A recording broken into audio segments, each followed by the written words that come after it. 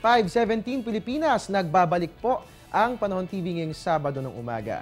Ngayon naman po silipin po natin yung mga sinend nyo sa amin na photo sa Facebook para nga naman gumaan ang ating pakiramdam ngayong umaga. Silipin nga po natin itong pinadala po ni Mafi Kabigting.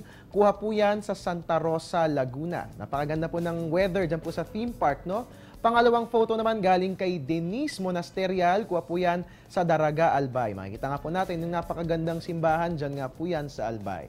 Third and fourth photo po natin galing kay Ian Piao. Kuha po yan sa lalawigan ng Antique. Makikita nga po natin ang maulap na kalangitan at nakikita nga po natin yan. Diyan po yan sa may palayan. At ang huling photo naman po galing kay Maki Makabagdal. Kuha po yan sa Concepcion, Tarlac. Maraming salamat sa inyong lima sa pagsisend ng inyong weather photos. At ganoon din, kayo din mga kababayan na ini-invite ko po kayong lahat. Pwede po kayo mag-send ng photos sa amin. Ang gagawin nyo lang po, maglalagon kayo sa ating Facebook page. Tapos i-click nyo po yun sa ating wall, yung share photo. Para po sa gayon, malabas din po natin sa ere ang inyong mga isa-send na litrato. Yun naman po, silipin po natin ang aasahang lagay ng panahon sa susunod na 3 araw. Magiging maulan ba? Ito po ang kasagutan. Hatid po yan sa atin ng 3-day weather forecast ng Pag-asa.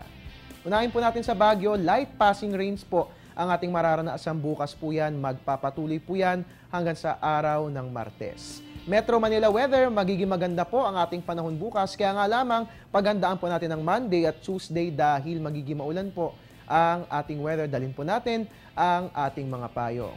Metro Cebu, no? Para po sa mga hahabol po bukas sa pagdalaw sa kanilang mga mahal sa buhay, magdala po tayo ng payong, no? Samahan na rin po natin ang tolda dahil magiging maulan. Simula po yan bukas, magpapatuloy po yan hanggang sa Tuesday. Metro Davao, magiging maganda po ang weather natin bukas, magpapatuloy po yan hanggang sa Tuesday.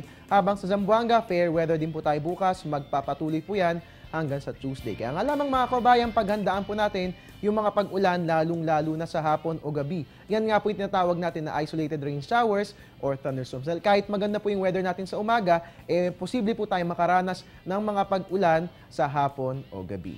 Alright, silipin po natin ngayon ang lagay ng panahon sa selected tourist areas ng bansa. Nahin po natin, Puerto Galera, 22 to 32 degrees Celsius, mataas po yan. At mababa naman po ang temperatura sa Banawe Rice Terraces, meron tayong 11 to 20 degrees Celsius. Alright, Boracay, mataas po temperatura, ganun din Camiguin, meron tayong 25 to 31 degrees Celsius. Mababa naman po sa Naga at sa El Nido, meron po tayong 23 to 32 degrees Celsius. At mga kababayan, maya-maya po lamang i-announce po natin yung winners ng Panahon TV Tag-Ulan Promo. Sabik ka na bang malaman kung kasama ka doon? Aba, panatilihin lamang ang pagtutok. Dito lamang po yan sa Panahon TV.